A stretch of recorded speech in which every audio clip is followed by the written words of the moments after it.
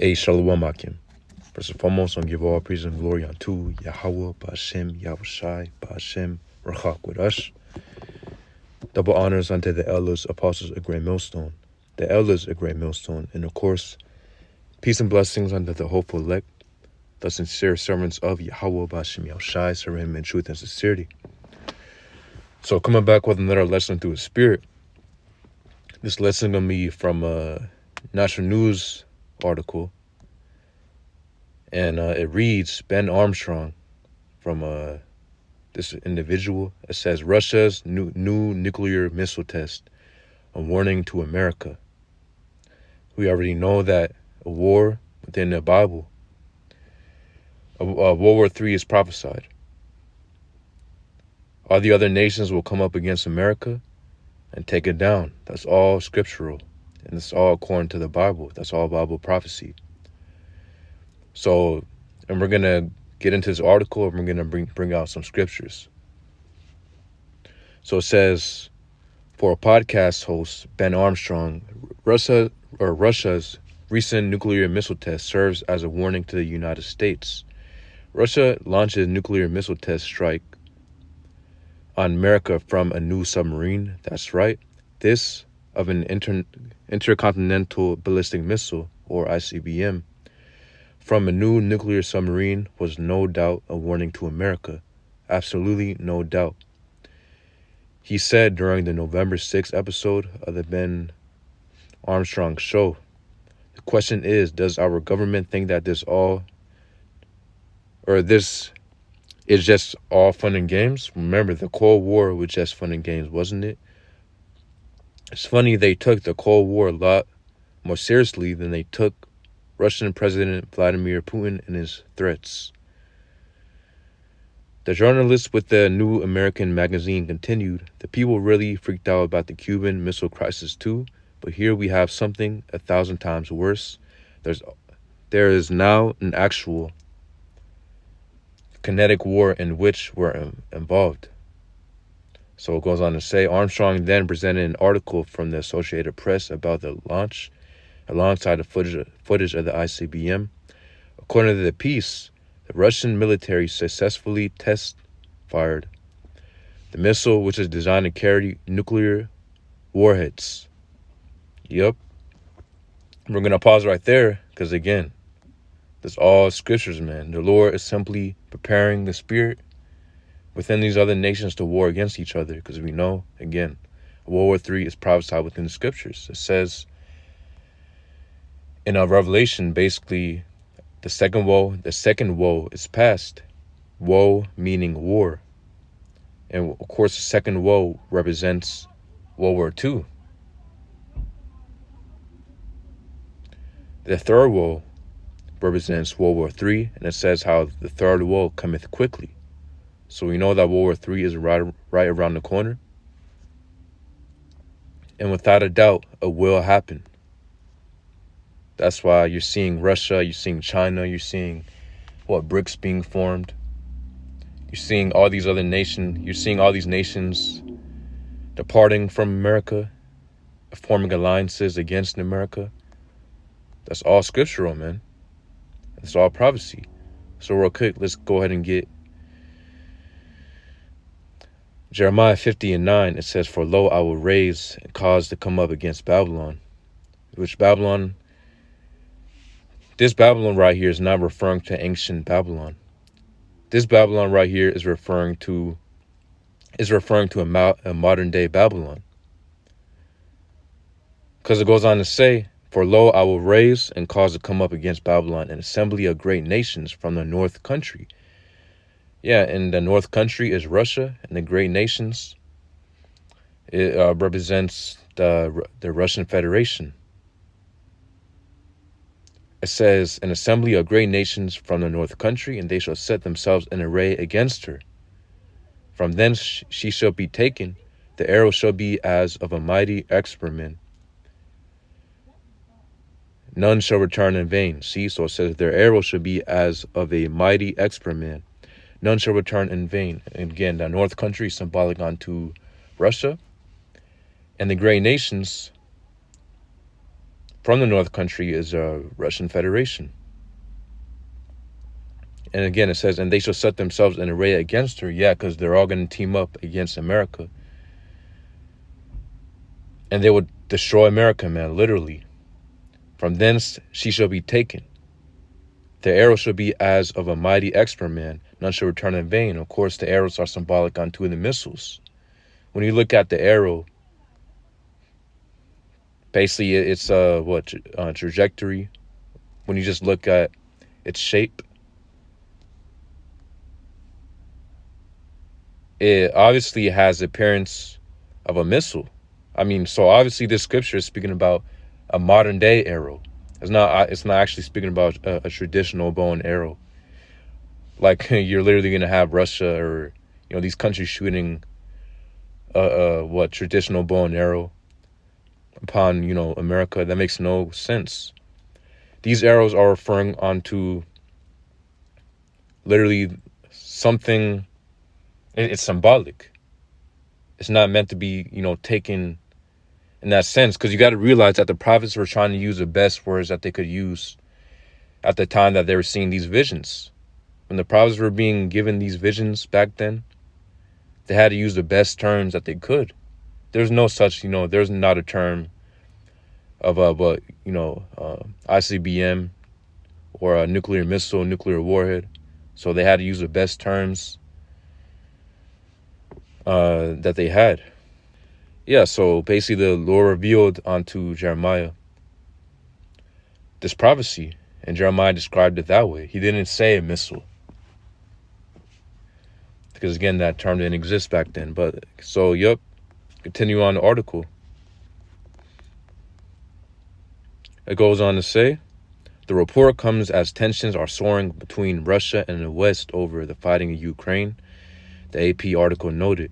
It is also cited that Putin's recent signing of a bill revoking Moscow's ratification of a global nuclear test ban. Per the article, the Russian government said the move was needed to establish parity with Washington. The Russian Ministry of Defense also confirmed the ICBM's launch in a statement. It said that the Emperor Alexander III, one of the new Borei-class nuclear submarines, launched the Bulava nuclear ICBM from an underwater position in Russia's northern White Sea. The missile subsequently hit a target in a far eastern region of Kamchatka. So look, it says World War III has already begun, warns Armstrong. Armstrong stated that the World War III has actually started, with Russia already threatening to nuke America and doing it by launching regular missile tests from underneath the water. This, he added, was exactly the way he had been warning how Russia was going to do it. See? To read this real quick, it says, they run a test that fits exactly what I said they're getting prepared to do to us. And they're doing it to intimidate us. It truly is a test for a strike on America. Russia wants America to know that it's a test first strike on America. Yeah, and that's exactly what they're going to do upon Babylon the Great, man. Getting real quick, Revelation chapter 20 and 7, it says, and when the 1,000 years are expired, Satan shall be loosed out of his prison. And of course, the 1,000 years right here.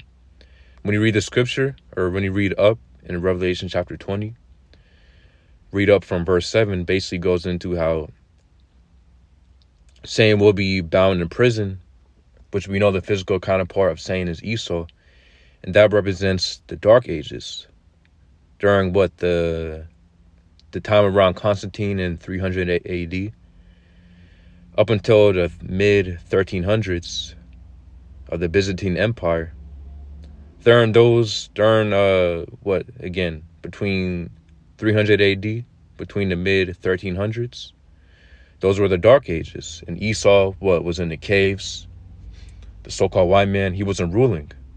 But come about the Renaissance period, he came back into the rulership, setting up his image as the Most High. So it says, and when the 1,000 years are expired, Satan shall be loosed out of his prison, and shall go out to deceive the nations which are in the four quarters of the earth. Yeah, with his philosophies, his ways, the way that he lives. That's why all these other nations are following suit after America. So he, without a doubt, Esau has gone amongst all the nations with his pollution, his philosophies, which are completely wicked. It says, and shall go out to deceive the nations which are in the four quarters of the earth, Gog and Magog, to gather them to battle. And we know that Gog and Magog is symbolic unto Russia. It says, the number of whom is as the sand of the sea. See? And Gog and Magog is symbolic unto Russia. To gather them to battle, and they will go, again, America, Babylon the Great, will fight against Gog and Magog. America versus Russia. So it goes on to say, Jeremiah, this is now Jeremiah chapter 51 and 11. It says, make bright the arrows, gather the shields. The Lord Yahweh hath raised up the spirit of the kings of the Medes. And the kings of the Medes, again, is Russia. The Medes in this verse is symbolic unto Russia. It says, for his device is against Babylon to destroy it, because it is the vengeance of the Lord Yahweh, the vengeance of his temple. Yeah, because the Lord is rising up the spear in these other nations, including Russia, to completely destroy Babylon the Great, 100%. To completely destroy America, 100%. So here we have a video. Look, make bright the arrows, right? Russia says it successfully... Here you have it. Make bright the arrows. I'm playing this video right now. Russia says it successfully test-launched a Bulava intercontinental ballistic missile from its new missile submarine cruiser, the Emperor Alexander III. It was part... As you can see, that's why the scriptures describe it as a bright arrow, right? Because look, when it's shot into the sky, that's how it looks. The last stage of a test program before deciding if the cruiser will be accepted into the Navy, Russian authorities said. This comes only a few days after Russian President Vladimir Putin signed a law, previously approved by the parliament, which revoked the ratification of a global treaty banning nuclear weapons tests. The move was seen as a response to the United States' failure to ratify the treaty. The Russian Foreign Ministry said Moscow will continue to observe a ban on nuclear tests, but will act in a mirror manner if the United States conducts full-scale nuclear tests. And yeah, and as you can see, wait, let me pause this. The Dubai tech scene is quite unique. There's a strong focus on entrepreneurship and startups over here. There are a lot of startup hubs and... Well, we're done with that. But yeah, as you can see, man, hey, it's not going to stop. There's not going to be any treaties to stop this war from happening. Why? Because the scriptures say that this war is bound to happen. It will come. And what's it called? Yeah, and there's plenty other scriptures, man. I only brought out 3. Various other scriptures, man. Many more scriptures that speak about this war that's coming. Babylon the Great being destroyed. The other nations. Go ahead and read Revelation chapter 17. Many other scriptures speak about the destruction of this place and the war that will happen. That's bound to happen, man. So, hey, this guy, Ben Armstrong, he's right.